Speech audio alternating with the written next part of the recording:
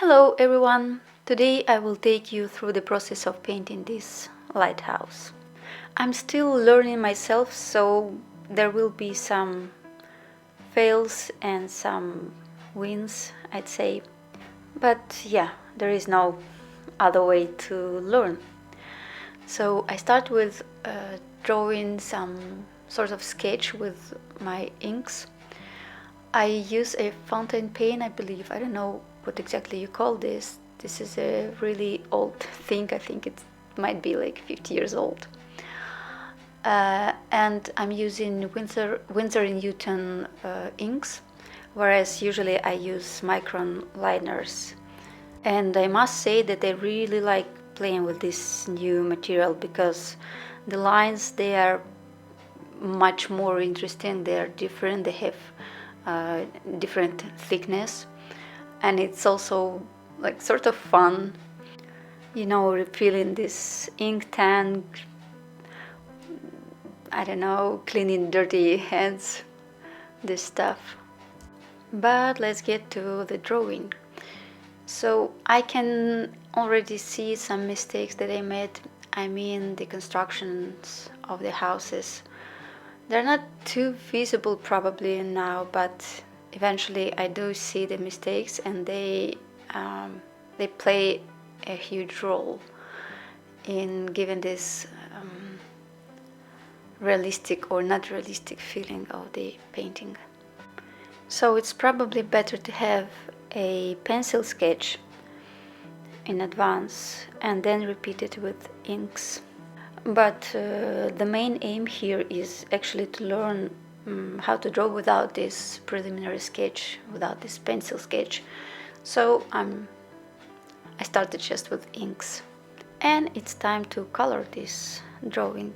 So I did use my dryer to dry the inks. But anyway, as soon as I touch some surface, it gives these blooms. So I'm still trying to figure out how long does it take to dry to the inks so that I can cover them with some water.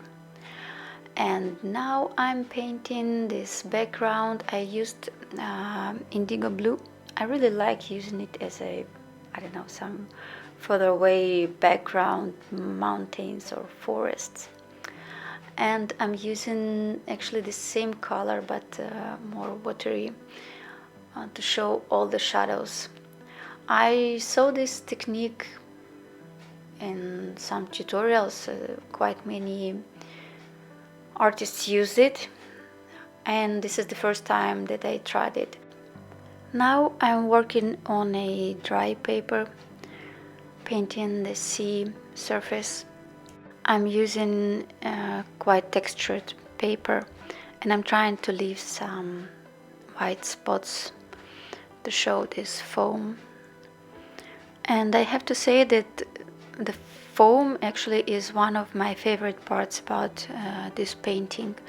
I find it quite realistic, and I will try to paint some more of sea waves and sea coasts. And now I will continue adding some colors to this painting. And as for me, those areas where I already put some shadows, they look really cool and they look realistic. I really do like them, and I find this technique quite useful and interesting. As for the other house, the dark one, you can see that I did not leave some light area on the left side where the light falls.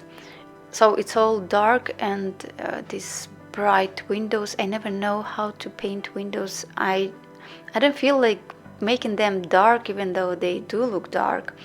I don't know why. And for now they're too contrastic. I don't like them, even now when I'm all done and tried to fix it. And the same thing is with these stones. I didn't think it would be so difficult to make these stones, because it's not that I call myself good at painting those. But I do like painting the stone walls, and I think that I made them quite nicely, but here it was really difficult to work with shadows. I did not want to make them too dark, and yet without those dark shadows it didn't, I don't know, it didn't work. So I tried again and again to add some color and to lift it, and then I put those shadows again, and then I leave them again, and as a result you can see that the whole thing looks quite dirty after all these manipulations.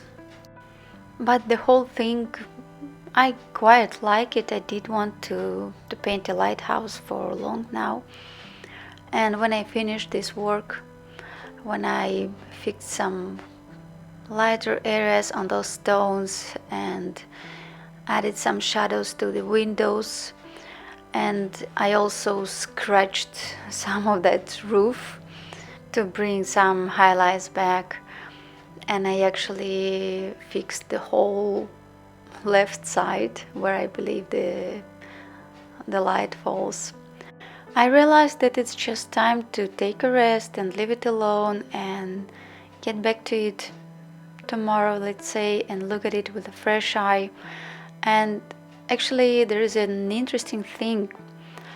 After you finished your work and you see that there are some problems, there are some mistakes, and you don't like some areas, after a while you see that your eye, it's actually building the whole story. It fixes all the mistakes you made, and it makes you think like, oh my god, how come that those splashes, those spots, they look like flowers or stones or whatever you were intended to paint. And of course you can add some details more and more again and again. You can do it actually endlessly, I think. But at some point you have to say, okay, it's enough. And to me it was enough, and I felt like I'll call it finished. I don't want to play with it anymore. So that's it. That was my lighthouse painting. I hope you enjoyed this video, and I really appreciate you being with me. This is something new for me, and I really hope I will become good at it. Well, thank you again. Please stay safe, healthy, and creative.